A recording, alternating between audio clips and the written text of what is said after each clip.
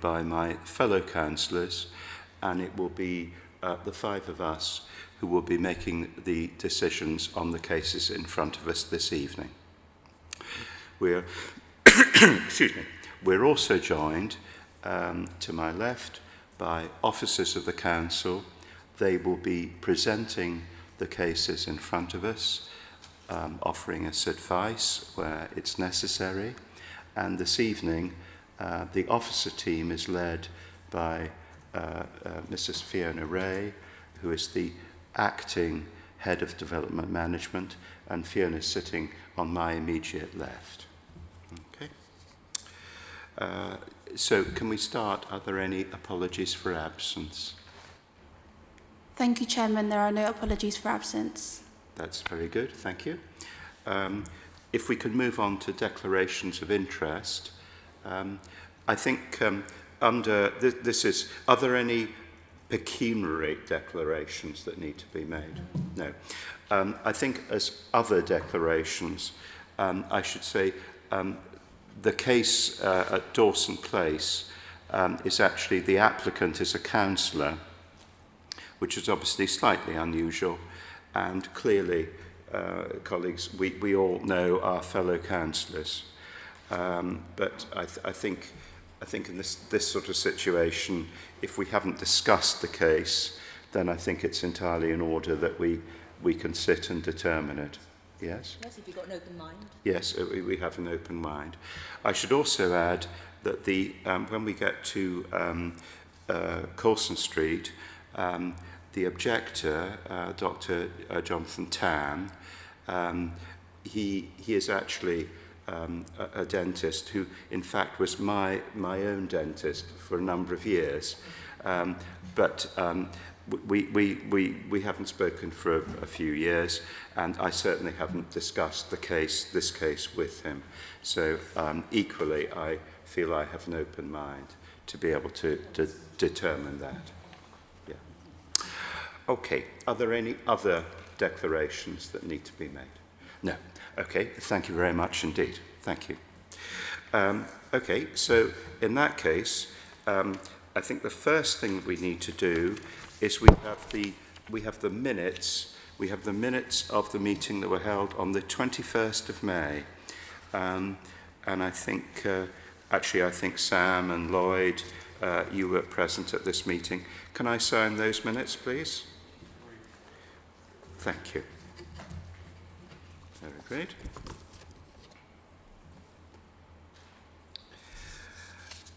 Okay.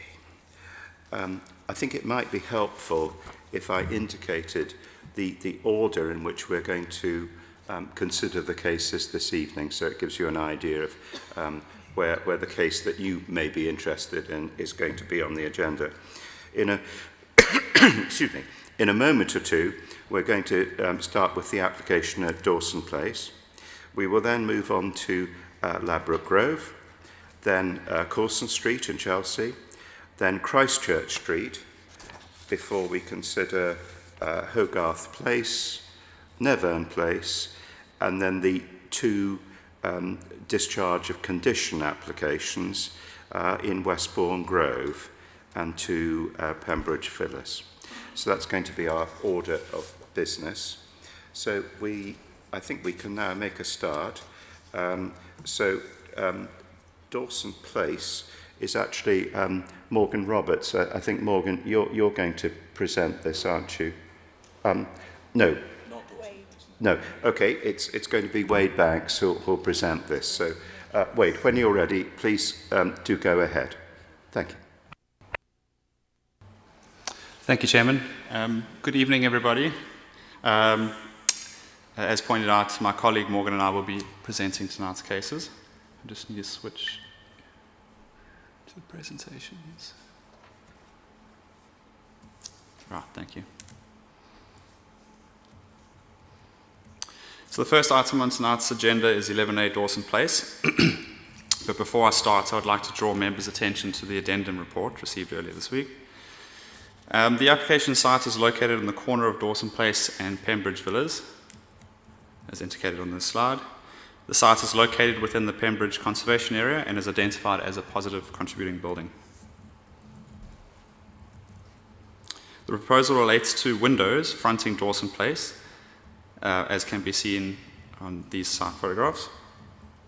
And the proposal is for the replacement of single-glazed Crittall windows with double-glazed UPVC windows to the upper floor dormers, which can be seen on the image on the right. Sorry, I'm not sure why this is scrolling and not skipping. Just bear with me 1 second. The submitted plans are very limited in detail, and as such, the officer has concluded that the proposal has failed to demonstrate compliance with the relevant development local plan policies. UPVC is not a typical material found in the conservation area, and where it does exist, the conservation area appraisal has identified this as a negative element, detracting from the historic significance of the conservation area. As such, and with insufficient information or detail to the contrary, thank you. The officer has concluded the proposal would fail to preserve or enhance the character or appearance of the conservation area, and as such, the recommendation is therefore to refuse permission in this case. I'm happy to take any questions. Well, thank you very much. Now, we have speakers on this case. Now, because this is recommended for refusal, it means that the applicant actually goes first. And then there is also somebody wishing to support the recommendation, but the applicant goes first. So if I could ask Dori Schmetterling, so you have up to 3 minutes when you're ready, and then I think, as you probably know, once we've heard both you and Mrs. Fleming-Brown, there'll probably be questions. So please go ahead when you're ready. Thank you.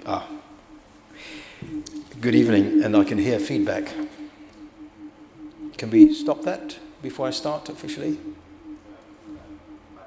I can hear you fine. Okay. Good evening. First, I'd like to point out of the presentation, a whole bunch of pictures has been left out that show the real way of what you can see from the street. That was taken from somebody's upper floor, but we'll get to that. When on 28th of June 2014, I saw the officer's report recommending refusal, my heart sank because the application has such a minor effect on the environment. I was on the Planning Applications Committee for around 4 years, so I do understand the issues. But I'm also aware that there can be a pragmatic flexibility when appropriate. The report does not mention the positive supporting pre-app advice I received from the well-experienced former team leader, North, before his retirement. Although it was, so to speak, informal, he had agreed to allow his comments to be published, and I had submitted them as part of the application. I did not see them on the website. When I recently repeated the omission in writing, I was asked to resubmit the advice, which I duly did. The addendum report said it was attached, but I couldn't see it. On the matter of inadequate information, for example, that drawing that was put up there, I provided many photographs, none of which were shown, of the existing windows from inside and outside. The surveyor's report, also nothing shown of it, gives details of the proposal, including detailed measurements and the appearance of the windows. I produced one hand-drawn drawing to show the opening of the French doors in the sitting room windows. This, and it is a scale drawing with the scale on the left. This, together with the photographs of the windows, make everything pretty obvious. Perhaps I should have annotated the image of the room width of one of the internal pictures. The point is that there is hardly any difference in appearance of the new and no difference in overall dimensions. The objection from the house next door about overlooking can be overlooked, as the window does not face them. It must have been a misunderstanding. On longevity, the claim is that plastic does not last that long. That is not correct, as some of my existing UPVC windows have been in place for 40 years and are as good as new. Plus, I'm not aware that this is a planning consideration. Is that not a commercial decision? On material, in this instance, it makes no noticeable difference to appearance, whatever is used. The officer's report refers to Crittall windows as being period features. I have never heard of such a thing, given that they are a modern 20th century addition long after the building was built in the mid-19th century. And on appearance, and I also now refer to paragraph 6.9, 6.12 and 6.15 of the officer's report, there is hardly any difference between the old and new, and they will have no external impact. From the little that would be visible, and I will request the officers to show up some more photographs, or I've got them here, but I'd have to link up the system. And from a distance, it would not be possible to identify the material. The report refers to visibility from neighbouring buildings. Only two can really see, opposite and diagonally opposite, and residents from both, even at high level, have said it makes no odds, makes no difference at all. Finally, I'd like to say that all the houses in proximity do not have a uniformity of glazing. They all have different glazing. A lot of it is non-heritage. It is not a listed building. I don't know how many are listed in Dawson Place, but very few. So a lot of the arguments here, I think, do not really apply. Okay. So I hope the Thank you committee takes a pragmatic view and permits the application. Thank you very much. Thank you very much indeed. Thank you. Now, there may be questions later. Now, we're also joined by Mrs. Fleming Brown of the Pembridge Association, I think. And if you would like to speak, you also have 3 minutes whenever you're ready. Please, go ahead. Good evening. I'm the chair of the Pembridge Association. We object to this application on both environmental and visual grounds as being unsuited to the Pembridge Conservation Area. 11A Dawson Place is a fine detached Victorian villa in good decorative state. It's described as making a positive contribution to its setting in the Pembridge Conservation Area appraisal. It's situated adjacent to listed buildings in one of the most distinguished parts of our conservation area, and 11A's front mansard is visible to neighbours in Pembridge Square and Dawson Place. Typically, the windows on these villas are timber-framed sash windows, and the glazing bars have a finely detailed profile. They're not flat. Not all the windows are identical, but a traditional architectural pattern is preserved by the material used and the design of the window bars. UPVC windows have a heavy, somewhat flattened, mass-produced look. Neither the proposed design or the substitution of UPVC for wood is acceptable, and the proposals would damage the appearance of both 11A Dawson Place and the wider conservation area. Local plan policies CL1, CL2, CL3 are relevant here. Historic England guidance is very clear. It is specific about the effect that UPVC is unsuited to heritage buildings, not only for aesthetic reasons, but also on environmental grounds. Wood is a renewable resource. It's repairable and ultimately recyclable.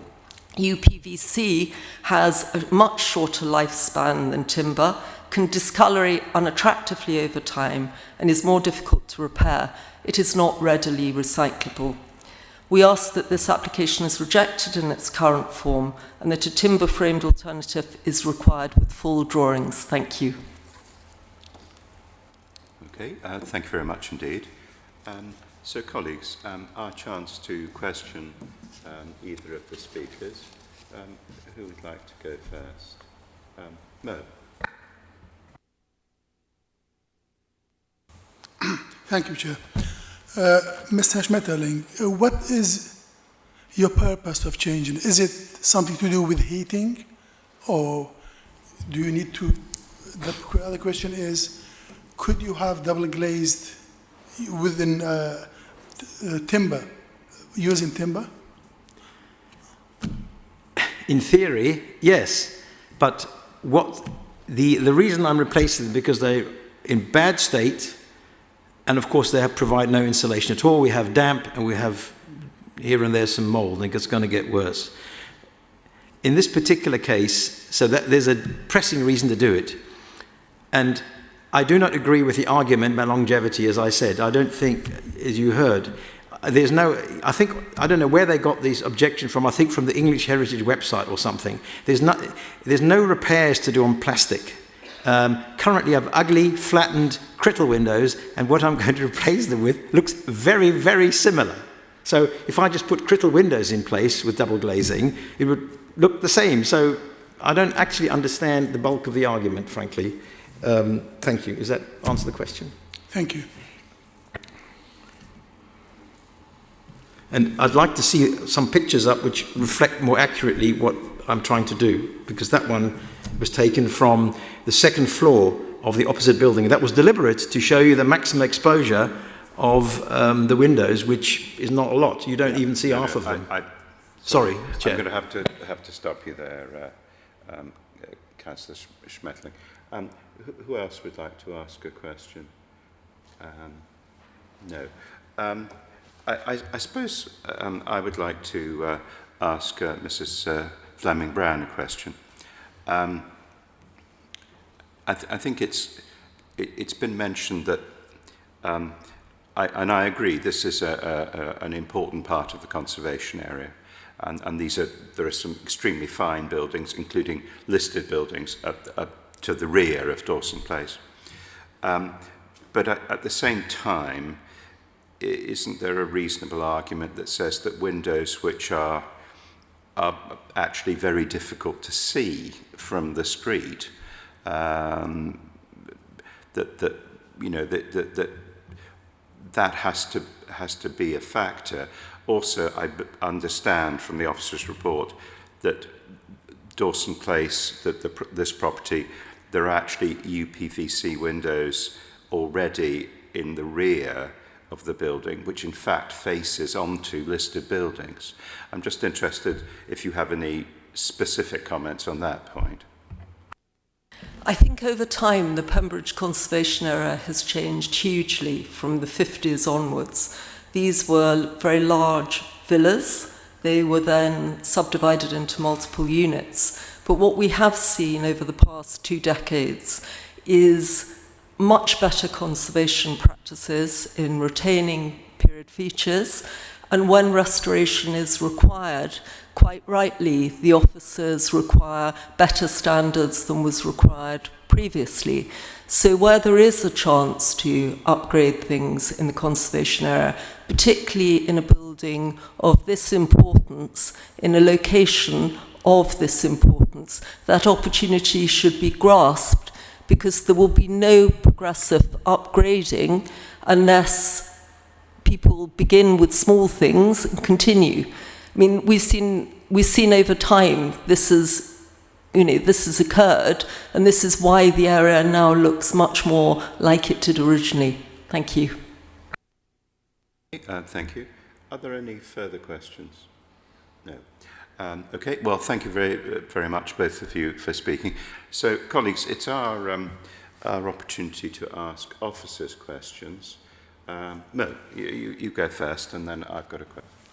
Thank you, Chairman. In this case, we are replacing, the applicant applying to replace single glaze with double glaze, which is much better.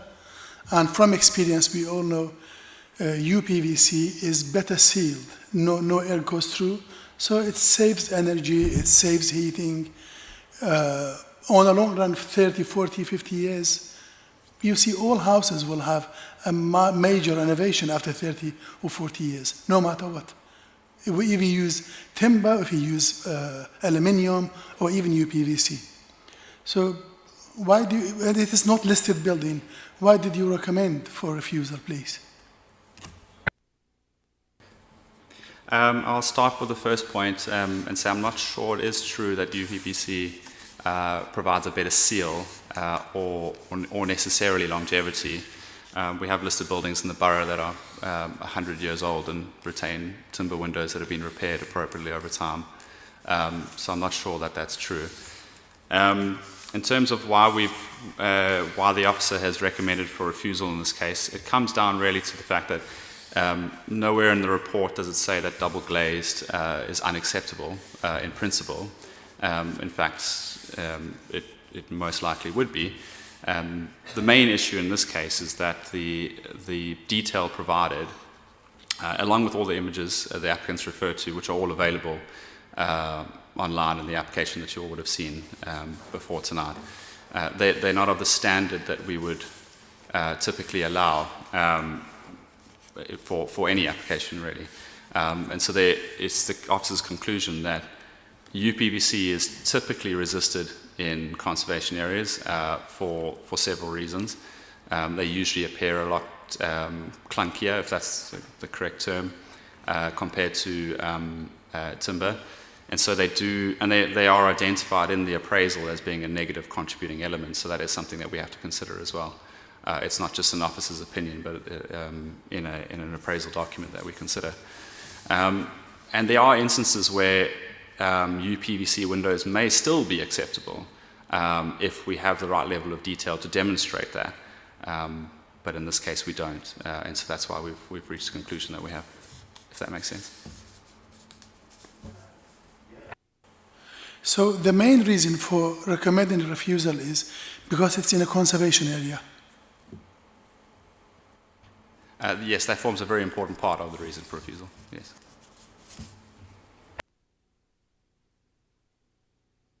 Actually, I've got a question.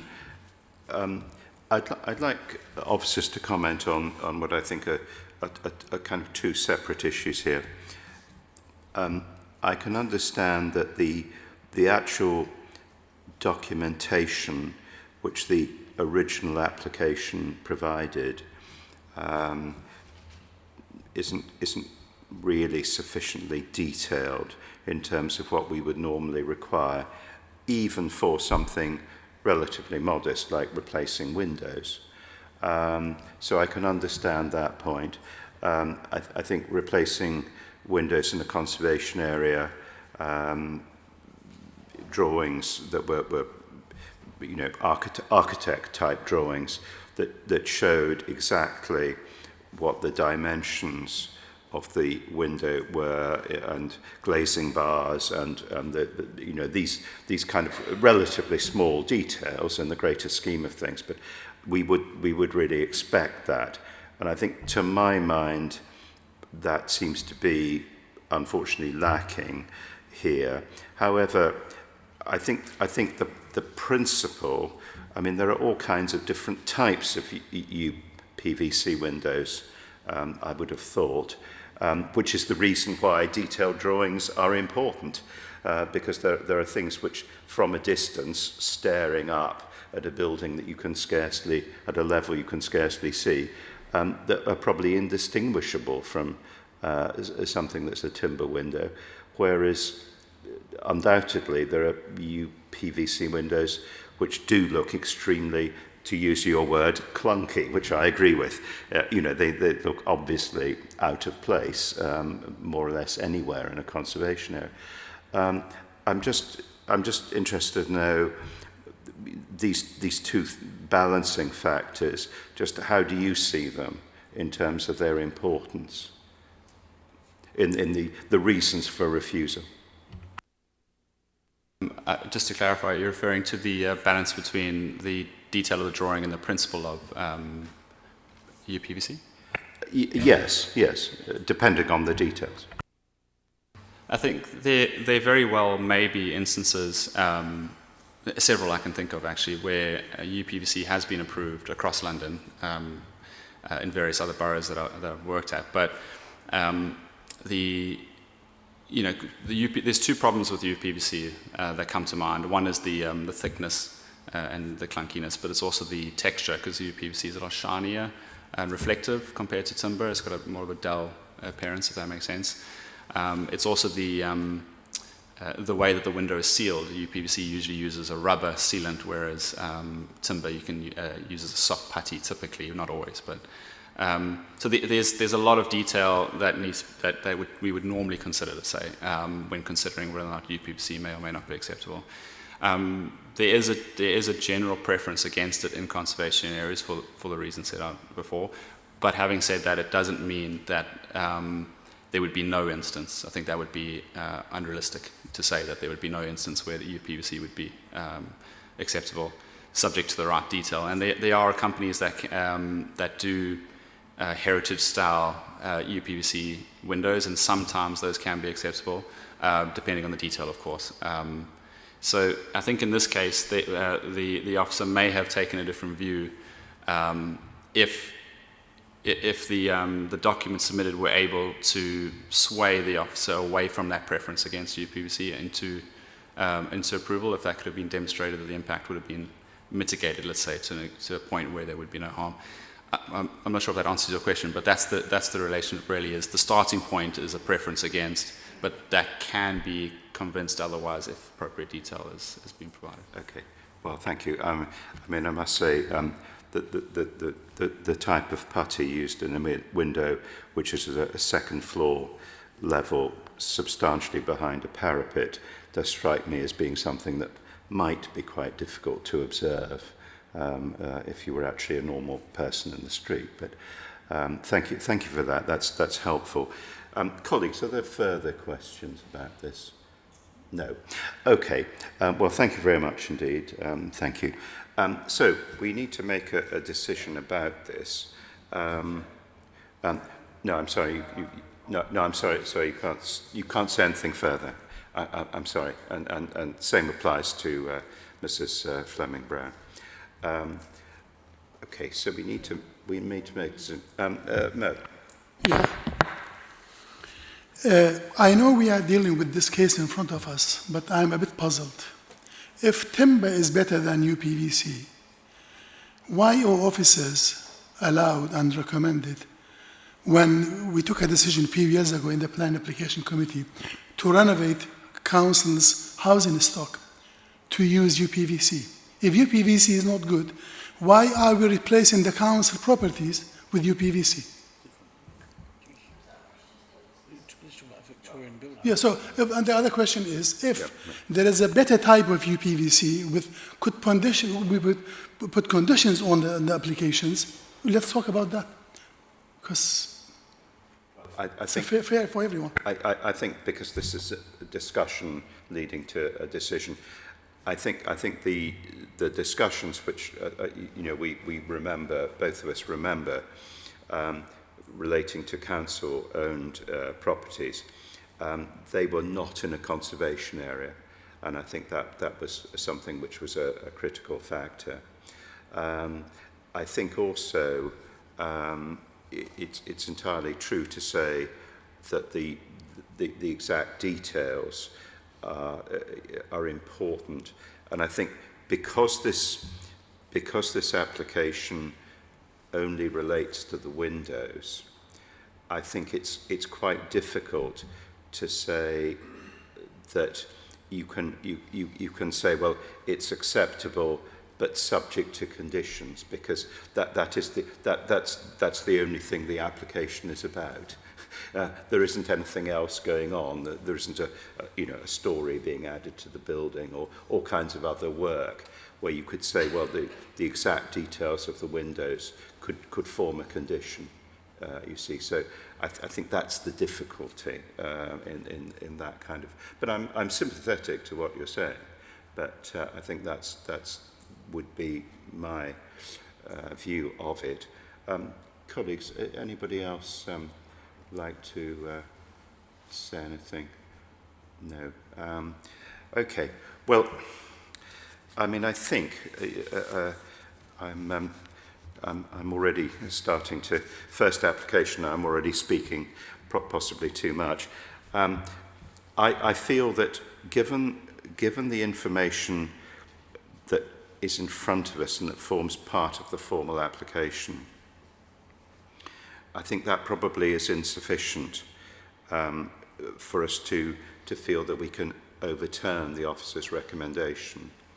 However, I do think, bearing in mind that we are discussing windows which are actually really quite difficult to see from anywhere in the street, I think the idea that an application where there were precise details of the UPVC windows that were proposed with proper details and proper drawings might well be acceptable. And in fact, officers, I suspect it's one of those things, if officers recommend it to grant, it may not even come to committee.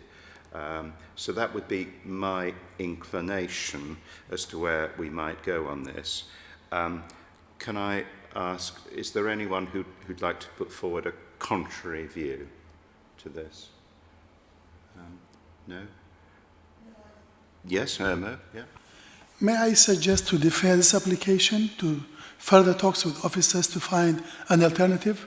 If they could attach conditions and specifically choose the special type of UPVC agreeable by all parties?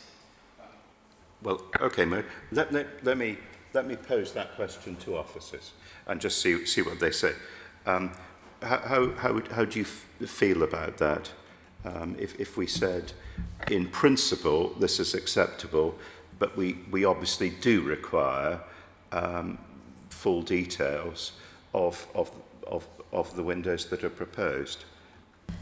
We have been in discussion with Councillor Smetterling about the detail of the drawings, and you'll notice from the application reference it's from 2023, so there has been some back and forth about the need to provide detailed drawings.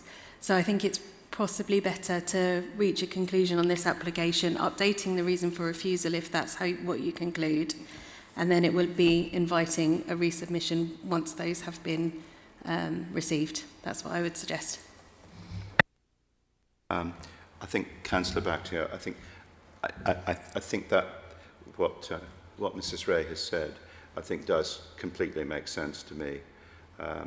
Again, I come back to this point that because this application is only about the windows, in a funny sort of way, our field of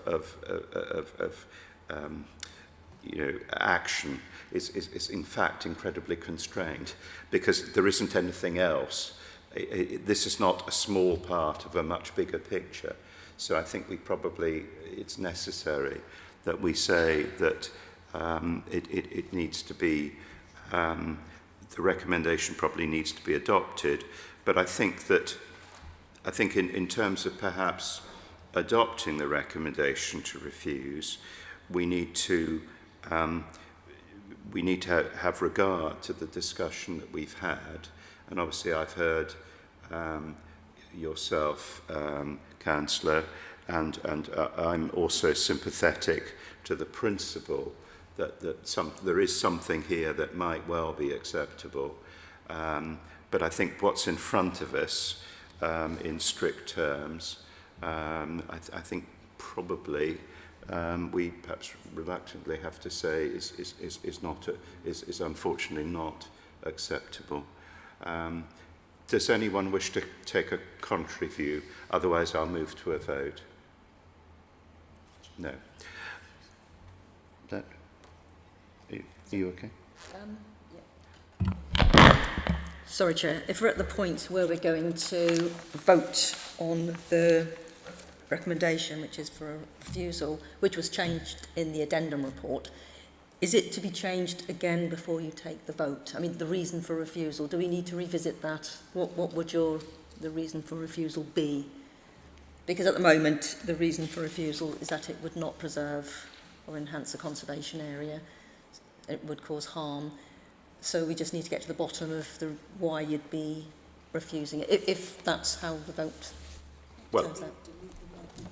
Yeah.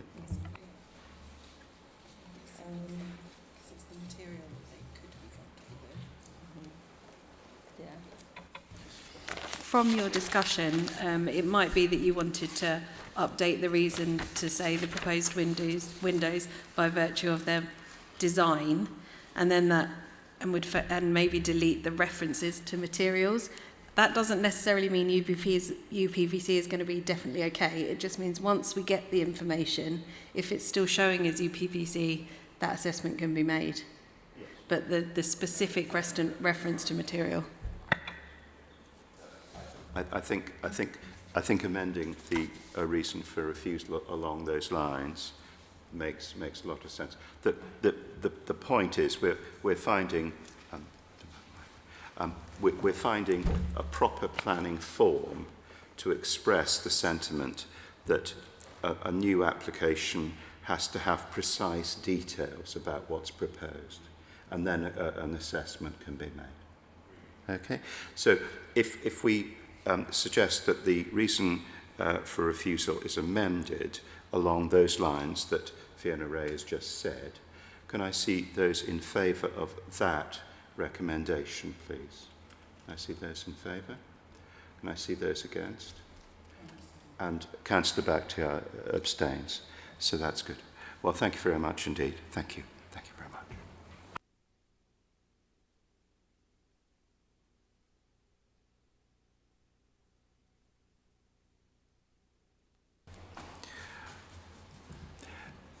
If we can now move on to consider the application in Ladbroke Grove, please.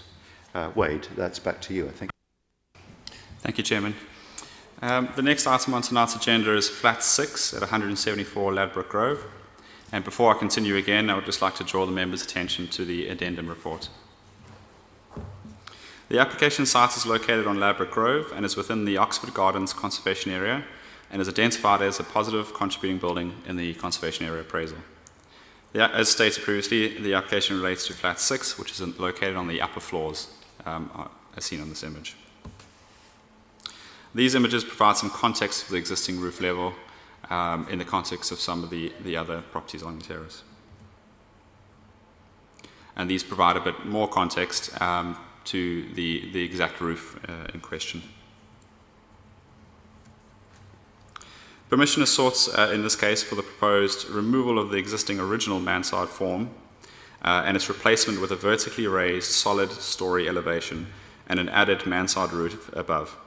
This can be seen here on the existing and proposed front elevations, on the left being the existing with property in the centre and on the right being proposed. And here again on the existing and proposed rear elevations, existing on the left and proposed on the right. And finally, here on the existing proposed sections.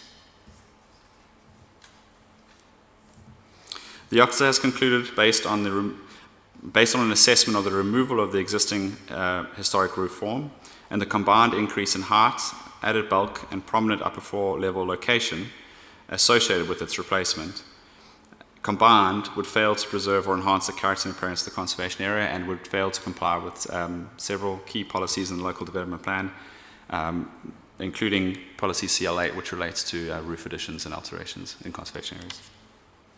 Thank you. Happy to take questions. Thank you very much indeed. Now, I think the agent and architect join us. Please, when you're ready, you've got up to 3 minutes to speak against the recommendation. Go ahead. Hi there. Thank you very much. I am Olivier. I'm the architect on this project. I'd like to take this opportunity to argue that the basis of the recommendation to refuse as detrimental impact on the conservation area is minor, and that in fact we are contributing positively to the conservation area. First of all,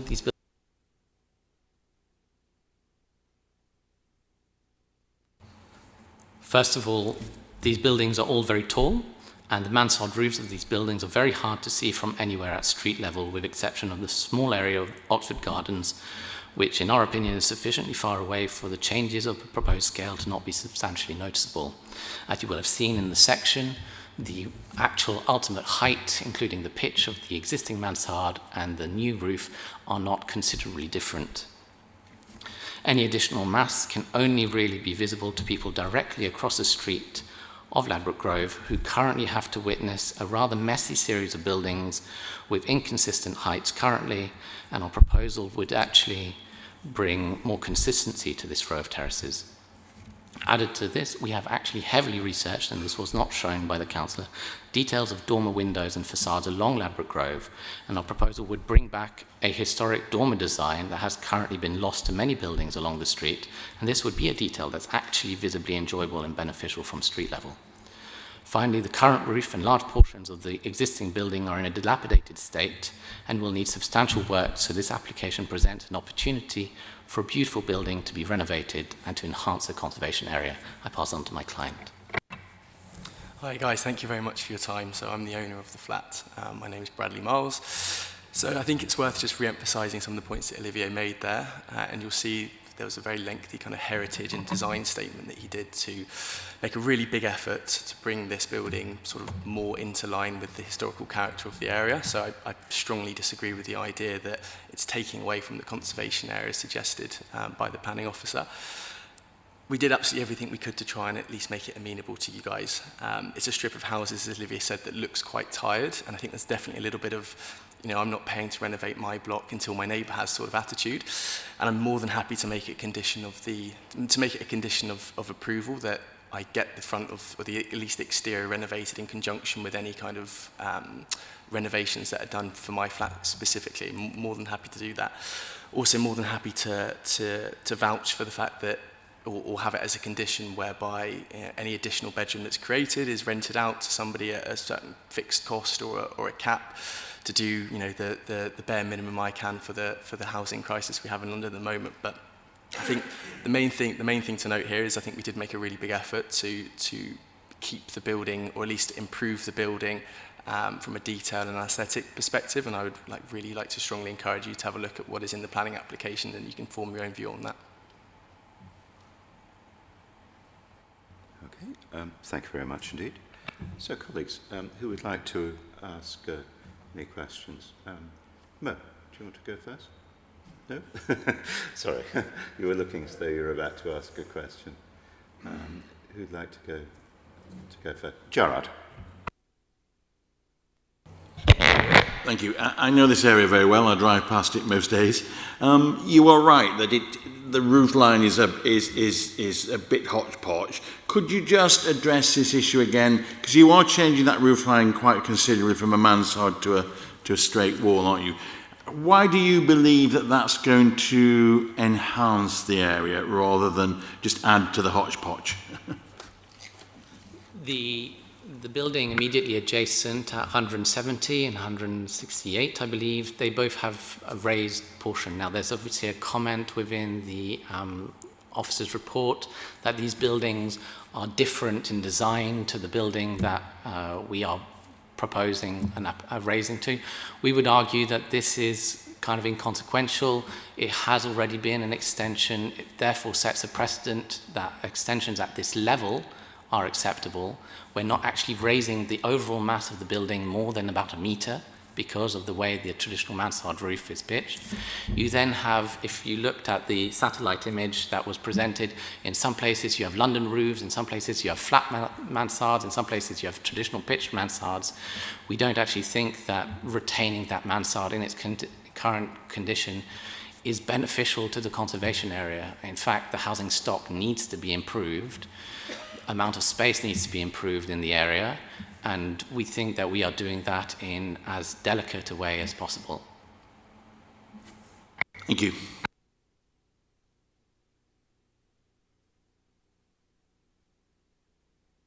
Okay, well, in that case, thank you very much indeed for coming along.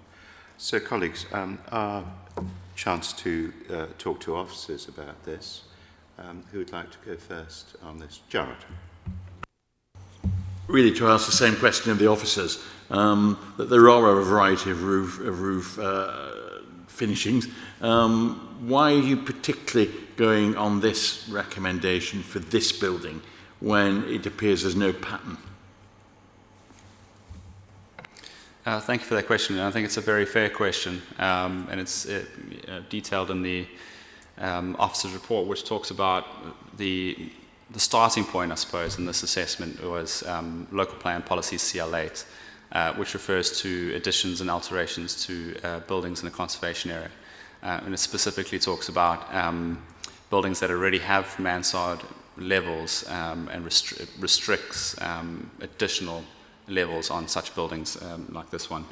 In this case, we do have other buildings with that are taller, that is correct, particularly on the corner. I do think corner buildings, if a corner building is taller, it's usually because of that fact that it's a corner building. Not always, but that's typically what it... and this would extend along a similar ridge height to those neighbouring properties. It would just now be 3 properties down as opposed to the corner property. It is recognised that there are a variety of roof forms in the area, and the decision maker in this case, being members, would need to reach their conclusion on whether or not they think that would be sufficient to reach a different conclusion despite the conflict with CL8, which can, it would be a reasonable conclusion if that's what the decision maker felt based on the information in front of them. I think in this case, it's being a positively contributing building, being part of a group that is preserved in its current form. This would be a further erosion of that and contrary to policy CL8, and for that reason the officer's conclusion was that this would amount to harm to the conservation area. I hope that answers. And when do we get to a point where there is already enough buildings changed to not make the point you've just made they're valid? There are instances in the borough where we have granted consent for similar extensions where the prevailing character is at that height or at that design. You might have an instance where you have a terrace of 8 properties and 6 of them have roof additions. That's obviously going to have far less of an impact on the character of that street by adding the 7th. In this case, though, it was slightly different because while you have taller buildings on the left and right of the property, there is a group. Do you think it might be helpful if I share the? Yes, please. Yeah. Just to illustrate my point. So you'll see in this case there is a group of 4 that are slightly more distinct from the rest of the properties on either side, with currently all of them being preserved in their current form. And so this formed part of the reason why the officer reached the conclusion that they did. It would be different, I think, if 2 or even 3 of that group had similar additions, because that would obviously have far less of an impact. But in this case, given that group is preserved, and given the clear departure from policy CL8, the officer reached the conclusion that there wasn't other material considerations that would outweigh that, but a different decision maker might reach a different conclusion. Thank you. Looking at the same photo, you see the first 2 buildings on the right, they already done extension, am I right? An extra floor? That's correct, yes. Why didn't you take this in consideration? We know there is a shortage of supply, especially in central London and in the borough. So every single, even a studio flat is welcome to be built somewhere. And this is an initiative they are trying to provide another accommodation, or maybe adding a room or 2 to the house. Don't you think we are a bit too rigid here? A material consideration could have been, if a new flat was being created and we're adding to the housing stock, then would certainly consider that in the overall balance. In this case, it's extending an existing house, which of course is beneficial for other reasons. It's why policy generally does allow extensions to homes and flats, etc., within reasonable limits. So yes, I think that is considered, but in this case, the officer reached a different conclusion on the balance of harm versus public benefit.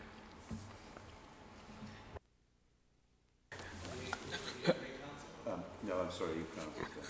I just wanted to make a comment. I looked at Street View, and I agree with what the applicant and architect have said, is that these are tall buildings already, and you won't be creating any sort of harm from street level by doing it.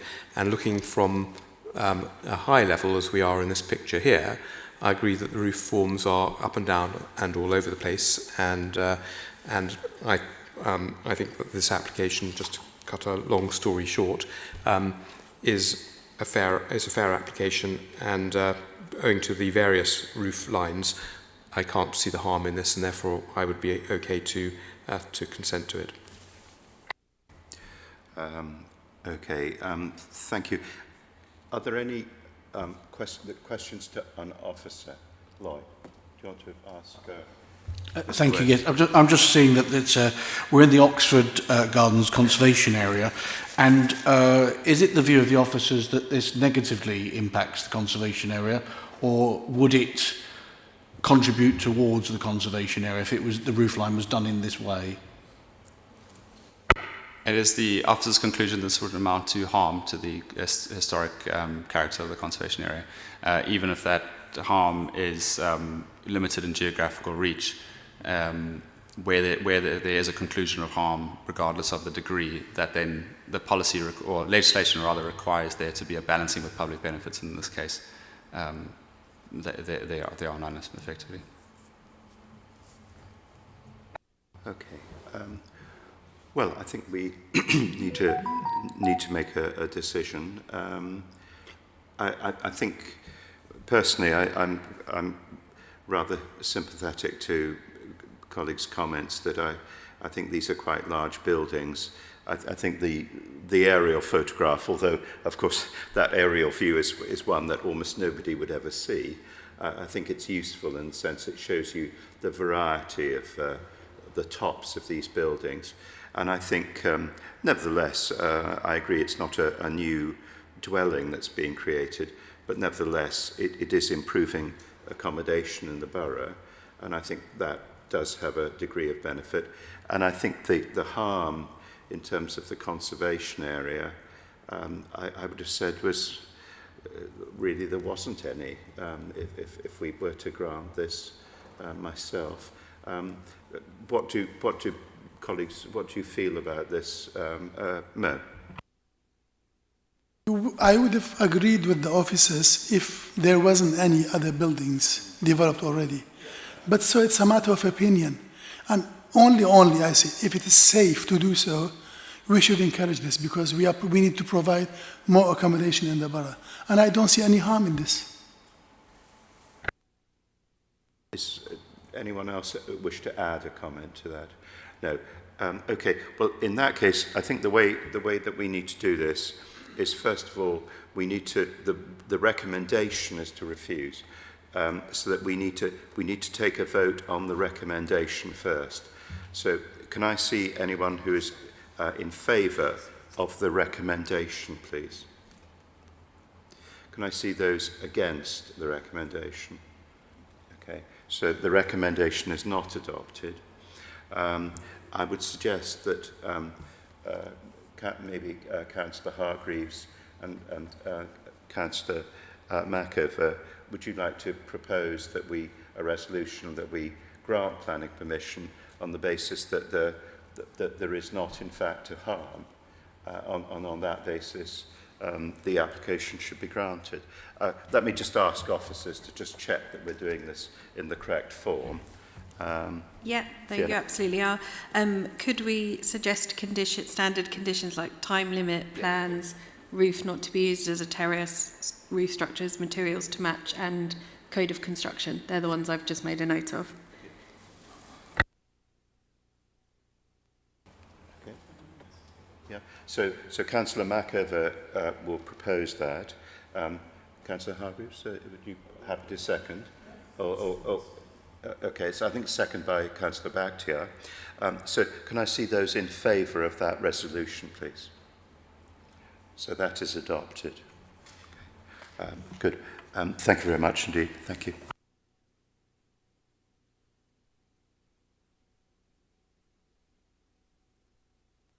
If we can now move on to the application, which is for advertising consent and listed building consent at 18 Coulson Street.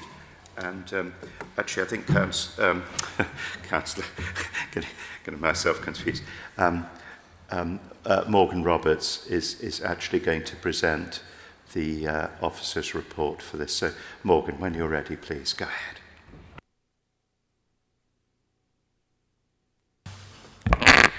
That'd be some way to duplicate the roles there, Chair. Good evening, Chair. Thank you very much. If I could first of all draw members' attention to the addendum report for both the advert consent and the listed building consent. We have the insertion of 2 paragraphs in section 6 for the advert consent and 1 minor amendment to a paragraph in section 7. In the listed building consent application, we have 1 minor amendment to a paragraph in section 7. The 2 reports being considered here are, of course, the advert consent and the listed building consent at 18 Coulson Street. So here we just have the elevations of 18 Coulson Street, but I'd like to point out to members that the sign photos that are coming up shortly, they do not have the signage that is on the drawings themselves. These have subsequently been removed from when I conducted my site visit at 18 Coulson Street. So these slides are just from Draycott Avenue itself, so those from slightly afar and closer up. Here are some photos on two opposing ends of 18 Coulson Street looking at the application site. Further photos of the elevation of Draycott Avenue for the site in question, including the existing steel sign up below the smaller window. Some photos of the main fascia window in question, some of the entrance door, and also a photo of the Coulson Street elevation. The proposed works include painted lettering on the retained fascias above the windows, a replacement steel sign below the small window on the Draycott Avenue elevation, and also replacement frosted stickering in the lower portions of the windows on Draycott Avenue and on 18 Coulson Street, as well as the central pane of the entrance door. And as the plans here, as well as the detailed plans of the signage pertain, these are non-illuminated signs. I note the concerns raised over the extent of the signage, their uncharacteristic inclusion, and the use of the site being promoted. I just wanted to put forward the response to these concerns. Firstly, that the proposal is very discreet and minimal and actually represents an improvement on a previous advert consent application back in 2022. The history of that is in the officer's report. And secondly, the use of the site and its impact on the character of the surrounding area is not a material consideration for the assessment of the advert consent nor the listed building consent that we have in front of us this evening. The assessment of both of the applications concluded that the proposed works are in accordance with the relevant policy and legislation. The recommendations for both are to grant. For the advert consent, we have the 5 standard conditions, as well as the additional condition to ensure that the signs are non-illuminated, and the listed building consent is to grant with standard conditions. I'm happy to answer any questions. Thank you very much. But first, we would like to hear from the objector. So, Jonathan Tan, good evening. So when you're ready, yep. You have up to 3 minutes, please. Yeah, thank you. My name is Jonathan Tan, and I'm a dentist and a resident living close to 18 Coulson Street. The signage proposed is excessive and unnecessary. The excessive signage planned for the walls, the doors, the windows, and front and sides of the building is out of character for the neighbourhood. All the houses on Coulson Street, including 18 Coulson Street, which is the only business on this residential street, are grade listed 2 buildings and are of historic and architectural significance. Therefore, we have a duty to preserve this heritage. No other dental practice in the area has extensive signage. All dental practices use no more than 2 signs, which is enough for their success while maintaining the area's visual appeal. For example, Happy Kids at 18 Cadogan Gardens, one of the largest dental practices in London, with 30 chairs, has just 1 small window sticker. As a dentist, I can attest that reputable practices attract patients primarily through word of mouth and the quality of their services, not through excessive external advertising. The fact that previous occupants at 18 Coulson Street had external signage should not automatically mean this application should be accepted. Each application should be considered on its own merits, with priority given to the historical and residential character of the area. Also, the previous signage was very discreet, unlike what is currently being proposed. If this application is granted, it will set a precedent for other dental and healthcare practices to follow suit with multiple signs, potentially transforming our historical, charming residential area into a commercial zone. We must ask ourselves, do we want to preserve the historical character of Chelsea, or do we want to allow commercial activities to override the existing charm and integrity of Coulson Street and similar areas? On behalf of all the residents of Coulson Street, I ask that you permit only 2 external signs in keeping with other dental practices in the area. This compromise will enable this dental practice to operate effectively while preserving Coulson Street's historical and residential character. Thank you for your consideration. Thank you very much indeed. Thank you. So, colleagues, questions to the objector? Who would like to go first? Okay. I just actually I've got a question. I think I'm right in saying that your own practice, as I recall, had quite a modest sign. I think it obviously had your name and then qualifications, which to an educated person would recognise that means you're a dentist and a doctor and that kind of thing. But it wasn't it wasn't a kind of estate agent signage. No. But I think that surely, and we will need to pursue this perhaps with the officers, but I'm not sure that the planning system really makes distinctions down to the level of particular types of businesses, and that may be an issue. Am I right in thinking that you feel that it's the number of signs that's correct that on this building that's really it's excessive that's really the point yes. that you're getting at? Okay. I'm not against the signage, yeah. But it's in moderation. Okay. All right. Thank you very much indeed. Thank you. If you can turn your microphone off, please. Sorry, it's the button. There, yeah. Colleagues, Mo, you go ahead. Mr. Tan, do you think this signage will affect your business, your practice? I actually don't practice at the moment, so it won't affect my practice, no, because I don't have a practice where I used to practice. And in what way is this affecting you? It affects me as a resident and also the residents of the area. This street is residential. 18 Coulson Street is the only business that is on that street. And it's impacting the character of the area. It stands out against all the other properties which are totally residential. Do you live there? Or do you still practice there? No, I live. You live I live very close. Did you in sight of this property? Yeah. Yes. So did you and the rest of the residents receive a letter from the planning department about this application and asking people to share their views? I'm not quite sure what you're trying to say. Well, the standard practice is whenever an application is submitted, the planning department will send out letters to the immediate neighbors of that. So did you receive such a thing? Well, asking for your opinion? I saw the notice sign advertising this application, and therefore I made objections to it.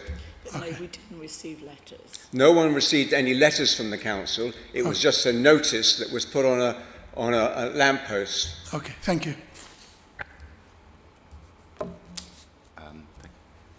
Any other questions or comments? No. Okay. Thank you very much indeed. If you turn your microphone off. Thank you. So, colleagues, our opportunity to ask officers questions. Gerard first. Can you put the slide back up that shows the actual, what the signage is going to be like, please? Because clearly there's a concern that it's over-signaged.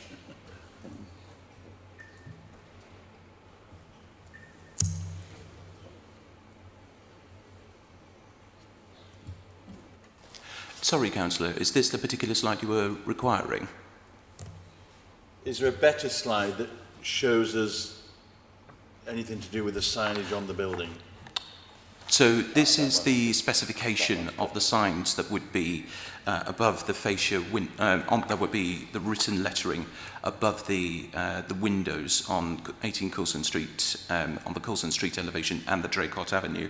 The brushed sign that you see on the left-hand side, that would be the stainless steel sign that would be below the small window that's on the Draycott Avenue elevation, which is located on the far left when you look at the elevation drawing.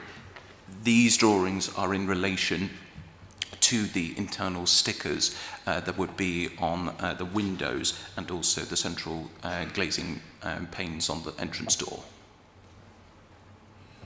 So I'm being maybe not getting this. So the total number of signs on the premises will be?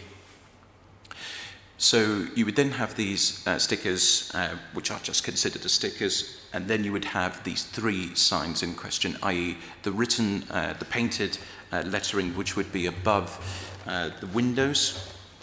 So it would be, if hopefully you can see my cursor as well, Councillor, it would be this written lettering here, and this stainless steel sign on the Draycott Avenue elevation, and on the Coulson Street elevation, you'll just have this painted lettering as well. Thank you. And secondly, I know you've said it, but some of the objectors talk about illuminated signs, and that seems to be quite a heavy objection from 2 or 3 of the objectors.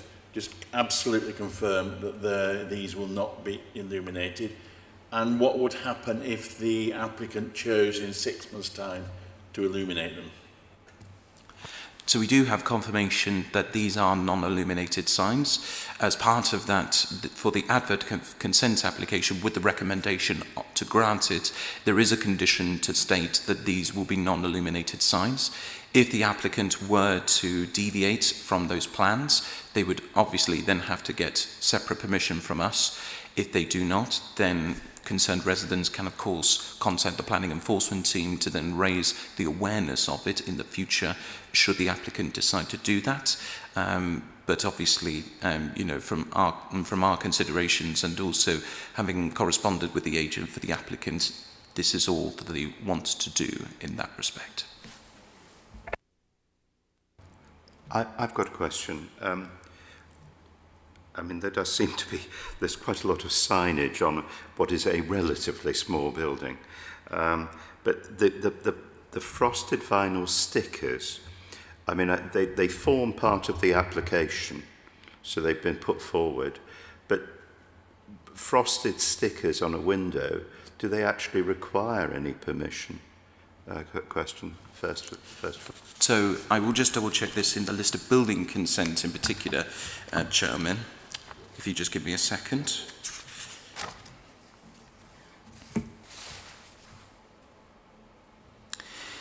So in this particular instance, because we're also considering the listed building aspect of this particular site as well, with there being a Grade 2 listed building, the conclusion that was reached that these internal frosted stickers wouldn't have an impact on the listed building. They're very reversible and they wouldn't impact the glazing on those windows nor the front entrance door. Yes, so in other words, it's arguably it's a kind of, it's possibly unfortunate, but it doesn't really fall within our scope to say that they're unacceptable, because they could be removed.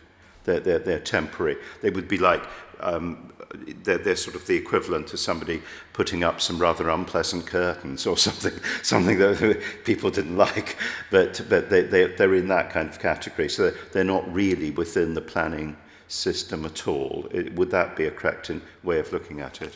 I would concur with that, Chairman, yes.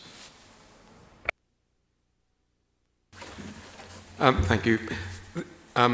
This has just sparked my curiosity on a sort of planning technicality, which is, I can hear your argument that those stickers would not require listed building consent because they are not doing any harm to a listed building, but on the other hand, they are contributing to the amount of overall signage impacting the setting of other listed buildings and the conservation area.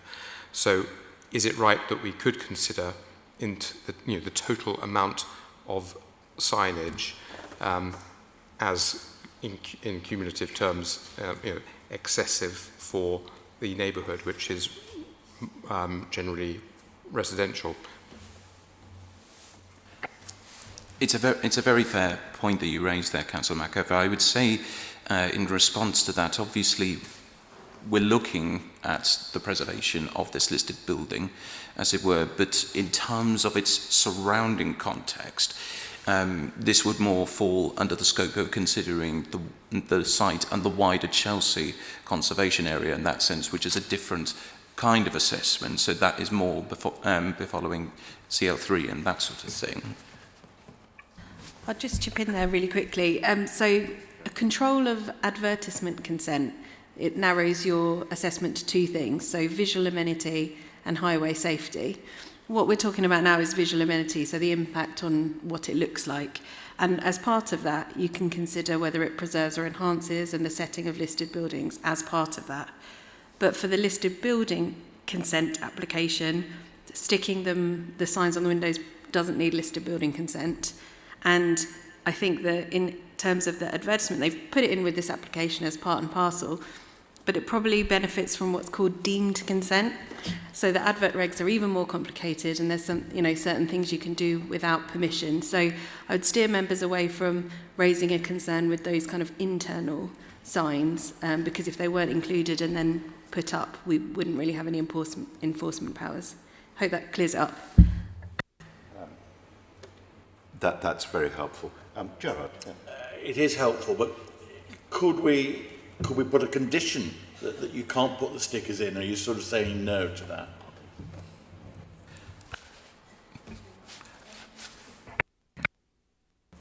Yeah, just to follow on from what Fiona said, this application is for advertisement consent. So primarily it should be considered under the advert regulations, which Fiona has just mentioned. Under those advert regulations, there are things that need express advert consent, and there are things that need no advert consent, and there are things which have deemed advert consent. And those include adverts that are inside a building, basically. So, it's... The bottom line is that those stickers probably have deemed advert consent. And so I think they're only included in the report because they are being looked at in the round with lots of other things. Well, thank you very much. Colleagues, probably my fault for raising the subject, actually. But I think important technical point to understand exactly how this all fits in. Mo, did you have a question to officers? Yeah. A question around consultation, because the applicant said they didn't receive a letter. My understanding was the standard for any application, the immediate neighbors should receive, or that was my understanding, a letter informing them of the application. And we had a similar case a couple of months ago, maybe last month, in a plan application, and I did ask a similar question about consultation. Is it a legal requirement? Is it right of residents to be consulted about any application? So obviously that is our standing point with regard to normal planning applications, those that would have the reference of PP in the front of them. Obviously we would then do a consultation with concerned neighbours surrounding an application site. But in this circumstance, we've got the two applications being the advert consent and also the listed building consent. The advert consent doesn't require any formal sense of advertisement to surrounding neighbours under national legislation. And in terms of the listed building consent, we did put up, as the objector also did point out, we did put up a side notice in relation to the listed building consent application to then notify surrounding neighbours of that particular application that's been put forward to us to review. So it's a very good question, but I would say that in this circumstance we've just got the listed building consent which we did put up the site notice for, and the other consent didn't need any formal consultation, both of which were down to national legislation, to which we then did that in accordance with.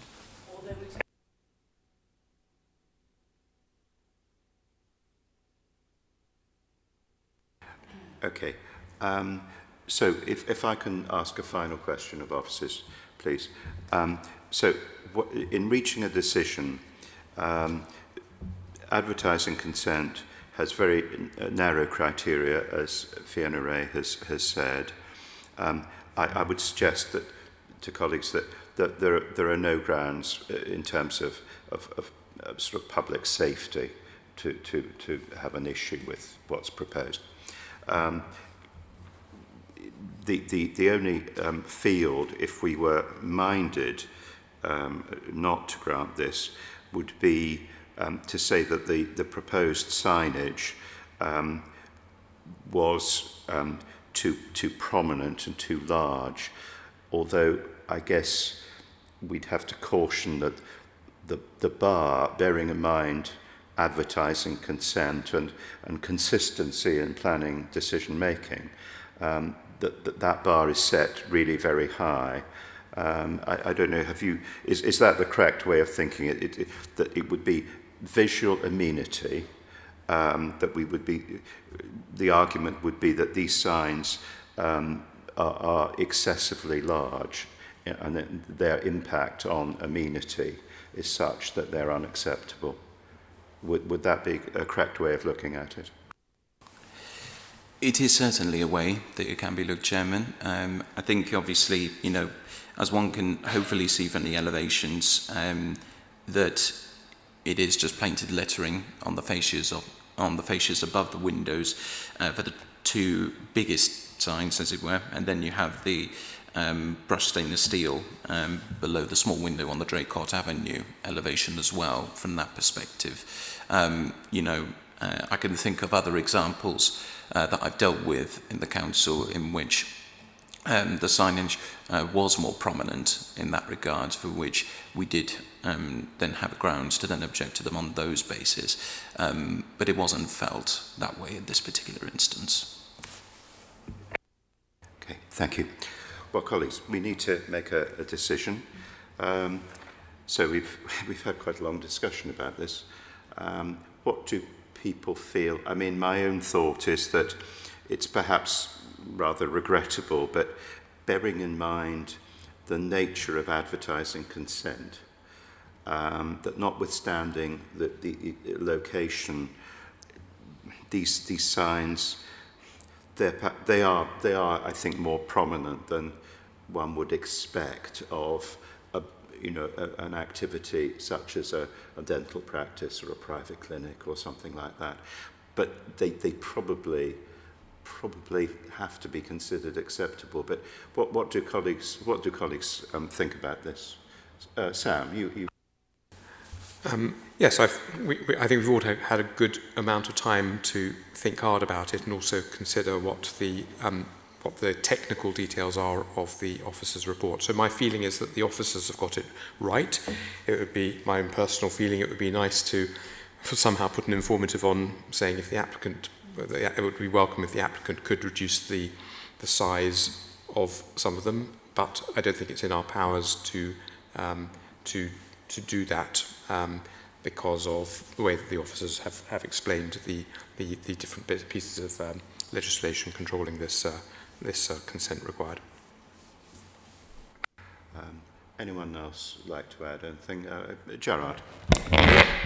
Just to agree, I mean, I think the signs that we are talking about in terms of planning terms are reasonably discreet. They're not loud, they're not going to be illuminated. This is slightly, in our thinking, or certainly my thinking, got distorted by the stickers as well. But as we've very clearly said, we can't actually do anything about the stickers. So we're just focusing on the ones we can do something about, and they seem pretty reasonable.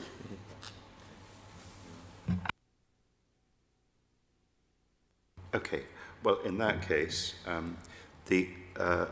let's move to a vote.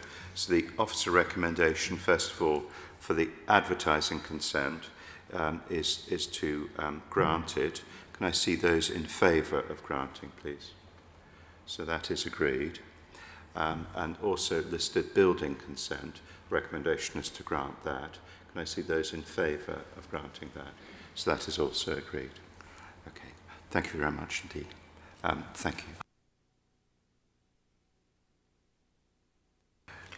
If we can now move on to the application in the South Pack, which is Christchurch Street. And we're back to Mr. Banks. Wait.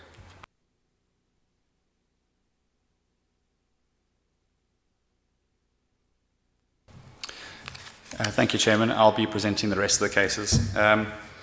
So the next item on tonight's agenda is 28 Christchurch Street, which includes both a planning application and associated listed building consent.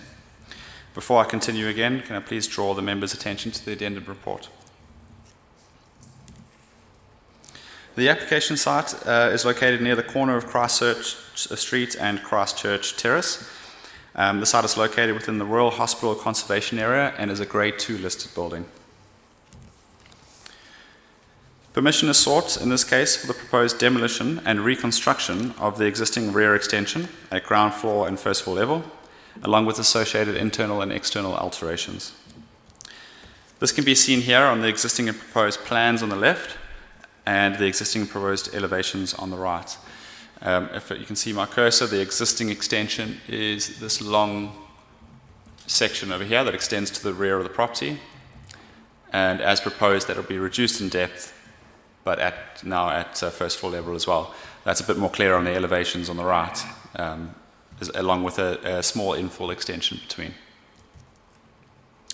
The officer has concluded in this case that proposals would preserve the character and appearance of the conservation area, as well as safeguarding the special architectural and historic significance of the Grade 2 listed building.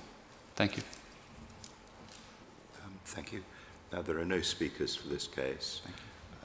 Any questions to officers about this?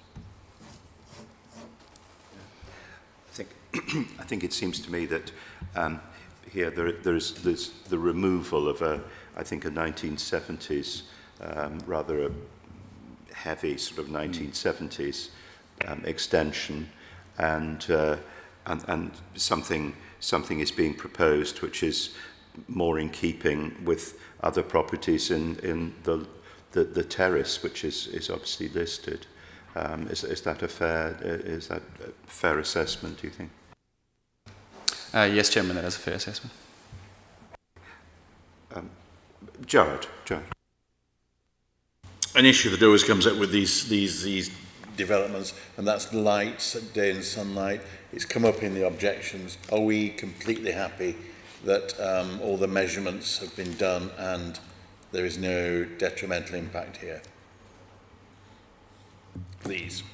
Thank you. Yes, of course. That's a very important question. And yes, the officer has considered impact on neighbouring amenity, both in terms of sunlight and daylight, outlook, and of course, privacy.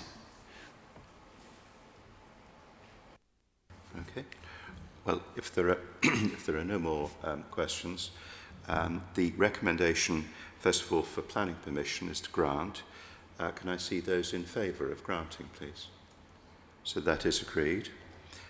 There's also listed building consent. Can I see those in favour of the recommendation?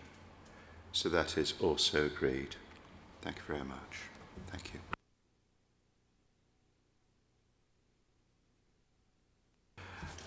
Can we now move to the application in Hogarth Place, please?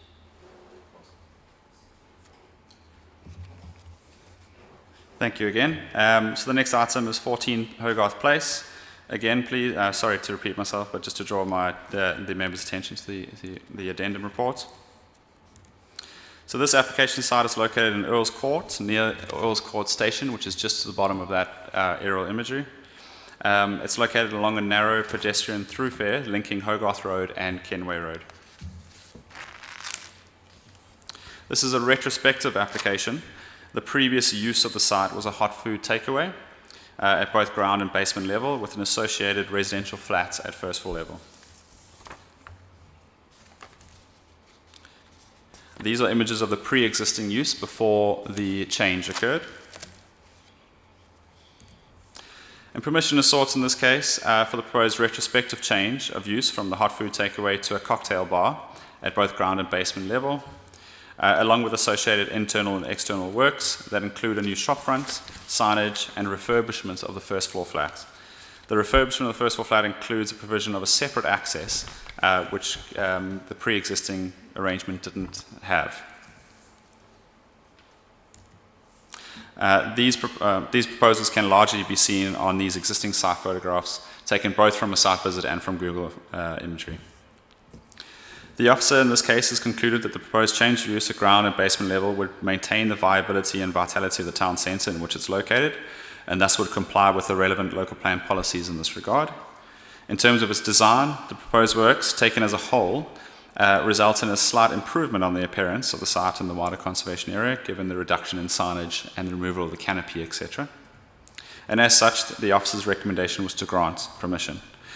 I would just note that concerns have been raised regarding the possible noise and nuisance associated for nearby residents associated with the proposed cocktail bar. Therefore, conditions 2, 3, and 4 have been recommended in the officer's report. These control the hours of operation, they restrict loud music being audible outside of the site, and they secure compliance with the recommendations contained in the submitted noise assessment. The existing business license allows the premises to operate until 11:30 p.m. at night. The recommended condition allows for operation up until 12:30, 30 minutes past midnight, to allow customers to exit the site and for staff to clean up. But that, members can reach a view on those hours. And that concludes my presentation, if anyone has any questions. Thank you. Any questions about this? No, I think my understanding is that the work essentially has been done, and also part of the application involves the removal of the quite heavy ducting at the rear, which obviously a restaurant needs, but which a wine bar type establishment doesn't. So that's probably probably a benefit to the general area. Are there any questions about this? No. In that case, the recommendation is to grant. Can I see those in favour of granting, please? So that is agreed. Thank you very much.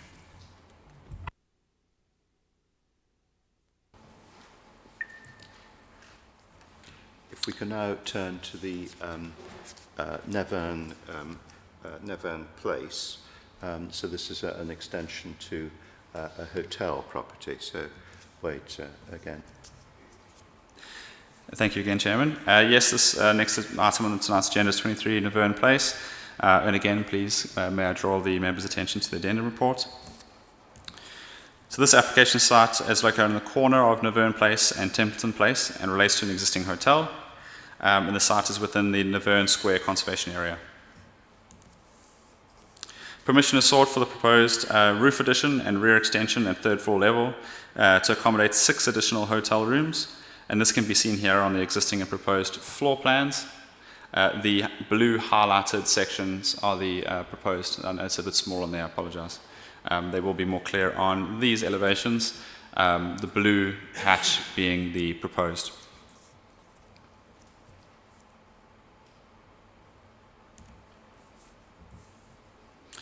The officer's recommendation is to grant consent, as it was considered that the proposal would preserve the character and appearance of the conservation area and would align with the roof height of the remaining terrace. Thank you. Thank you. Any questions relating to this?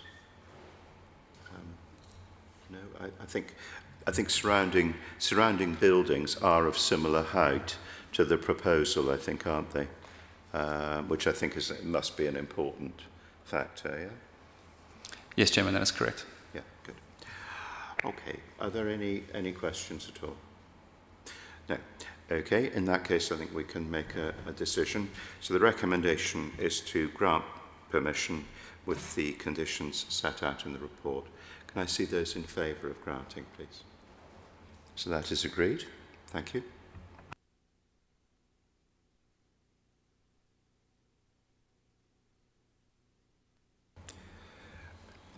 So finally, can we move to the two applications to discharge conditions relating to a property in Westbourne Grove?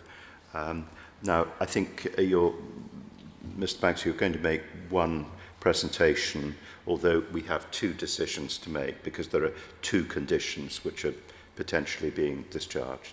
So please go ahead. Thank you, Chairman. I have two separate ones, but I'll go through them all at once because they're effectively for the same site, as mentioned. So this application relates to, as has been pointed out, discharge of two conditions for a development along Westbourne Grove and Pembridge Villas. Again, apologise for repeating myself, but just to draw members' attention to the addendum report. So this particular application site is located on the corner of Westbourne Grove and Pembridge Villas and relates to a development that was consented earlier this year in January. This particular image relates to the proposed discharge of Condition 3, Part F, which requires details of terrace design. The terrace is over here on the slight right-hand side of the image. The officer has assessed the details provided in relation to this condition and concluded that it satisfies the requirements of the condition and is therefore recommended for approval. The second condition that we are considering tonight is Condition 8 of the same development, which requires details of trees and landscaping. And the officer again has assessed the details provided in conjunction with the council's tree officer and concluded that they satisfy again the requirements of the condition and therefore it's been recommended for approval. Thank you. Okay. Any questions relating to this? Lloyd.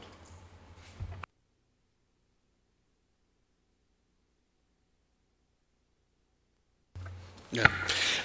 Not really a question, just a comment, because I remember this when it came before us last time. I was on the committee at that time, and I'm very pleased to see the detail and the biodiversity included in this. It's gone to extreme detail, and I'm very pleased to see it come back in this form. Thank you.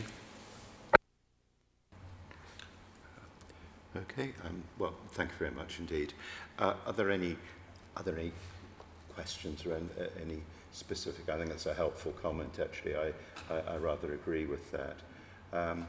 In that case, if there are no questions to officers, if we can first of all consider it's actually agenda item N67 in our packs. So this is a discharge of the condition 3F, which was mentioned a moment ago. So can I see those in favour of discharging that condition? So that is agreed. And then the decision relating to agenda item N68. So this is discharge of condition 8. Can I see those in favour of discharge of that? So that is agreed as well. Good. Well, thank you very much indeed, everyone. Thank you very much. And that concludes our meeting. Thank you.